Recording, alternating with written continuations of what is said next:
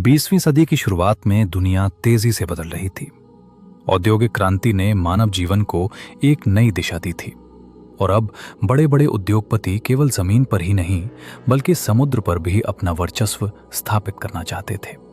इसी दौर में समुद्री जहाज केवल यात्रा का साधन नहीं रहे बल्कि शक्ति, प्रतिष्ठा और तकनीकी श्रेष्ठता का प्रतीक बन चुके थे। इसी प्रतिस्पर्धा के बीच साल 1907 में एक ऐसी योजना सामने आई जिसने इतिहास की दिशा बदल दी।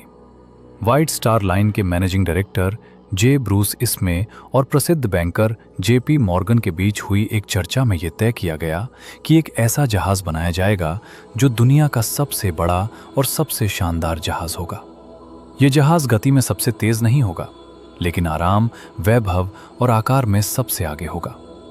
इस परियोजना को हकीकत में बदलने के लिए बेलफास्ट के हारलैंड एंड वुल्फ शिपयार्ड को चुना गया। हजारों मजदूरों ने दिन रात मेहनत करके इस विशाल जहाज को आकार दिया। इस जहाज के मुख्य डिजाइनर थॉमस एंड्रयूज थे, जिन्होंने हर छोटी बड़ी चीज का विशेष ध्यान रखा। इस जहाज को इस तरह डिजाइन किया गया था कि इसे लगभग अडूबने वाला माना जाए।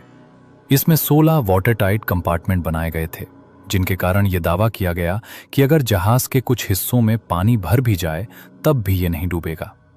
यही विश्वास आगे चलकर एक खतरनाक भ्रम साबित हुआ।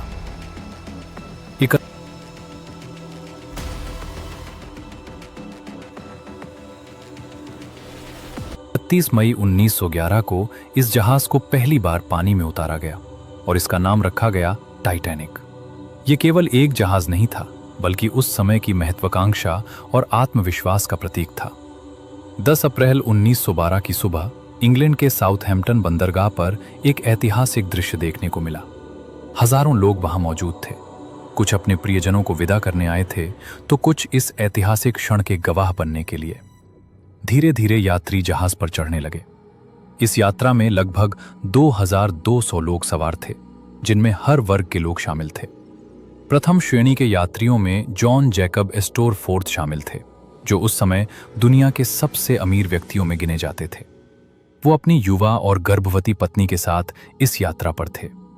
उनके लिए जहाज पर हर सुविधा उपलब्ध थी, लेकिन उन्हें यह अंदाजा नहीं था कि यह यात्रा उनके जीवन की आखिरी यात्रा बन जाएगी। इसी तरह इज़िडोर स्ट्रॉस और उनकी पत्नी ईडा स्ट्रॉस भी इस यात्रा का हिस्सा थे।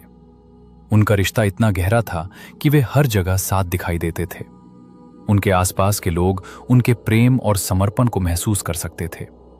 बेंजामिन गुगनहाइम भी इस जहाज में सवार थे। वो एक प्रसिद्ध उद्योगपति थे और अपने आत्मविश्वास के लिए जाने जाते थे। जहाज का संचालन अनुभवी कप्तान एडवर्ड स्मिथ कर रहे थे, जो अपनी अंतिम यात्रा पर थे।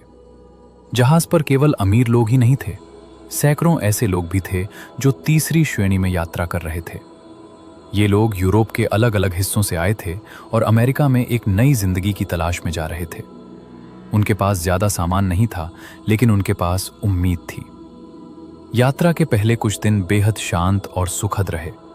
समुद्र स्थिर था, मौसम साफ था और जहाज अपनी पूरी शान के साथ आगे बढ़ रहा था। प्रथम श्रेणी के यात्री शानदार भोजन, संगीत और सामाजिक गतिविधियों में व्यस्त थे। वहीं तीसरी श्रेणी के यात्री अपने सीमित संसाधनों के बावजूद खुश थे, क्योंकि उनके लिए यह यात्रा एक नई शुरुआत थी। लेकिन इस शांति के पीछे एक खतरा धीरे धीरे पास आ रहा था।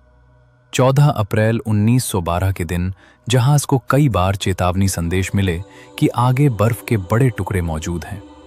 इन संदेशों को नोट तो किया गया, लेकिन उन्हें उतनी गंभीरता से नहीं लिया गया जितनी लेनी चाहिए थी। शाम होते होते तापमान गिरने लगा, हवा ठंडी हो गई और समुद्र की सतह बिल्कुल शांत हो गई। ये स्थिति खतरनाक थी, क्योंकि ऐसी हालत में बर्फ के पहाड़ को देख पाना मुश्किल हो जाता है। रात के समय जहाज अपनी पूरी गति से आगे बढ़ रहा था। अधिकांश यात्री अपने कमरों में जा चुके थे। कुछ लोग अब भी डेक पर खड़े होकर ठंडी हवा का आनंद ले रहे थे। उन्हें यह बिल्कुल भी अंदाजा नहीं था कि अगले कुछ ही मिनटों में उनकी दुनिया पूरी तरह बदलने वाली है। रात के लगभग 11:40 पर अचानक जहाज के आगे खड़े निगरानी कर्मी ने एक विशाल बर्फ का पहाड़ देखा। उसने तुरंत चेतावनी दी, लेकिन तब तक बहुत देर हो चुकी थी। जहाज को मोड़ने की कोशिश की गई, लेकिन उसकी गति बहुत तेज थी। कुछ ही सेकंड में टाइटैनिक उस हिमखंड से टकरा गया। ये टक्कर हल्की थी, लेकिन इसके परिणाम बेहद गंभीर थे। यहीं से शुरू होती है उस त्रासदी की असली कहानी। टक्कर हो चुकी थी, लेकिन किसी को अंदाजा नहीं था कि अगले 3 घंटे इतिहास को हमेशा के लिए बदल देंगे। इतिहास ने इस टक्कर को एक हादसा कहा, लेकिन क्या यह सच में सिर्फ एक हादसा था या फिर यह कई गलत फैसलों का नतीजा था? अगले कुछ घंटों में टाइटैनिक पूरी तरह बदलने वाला था। पार्ट 2 देखने के लिए अभी एनिग्मा काल चैनल को सब्सक्राइब करें, क्योंकि अगली कहानी और भी चौंकाने वाली है।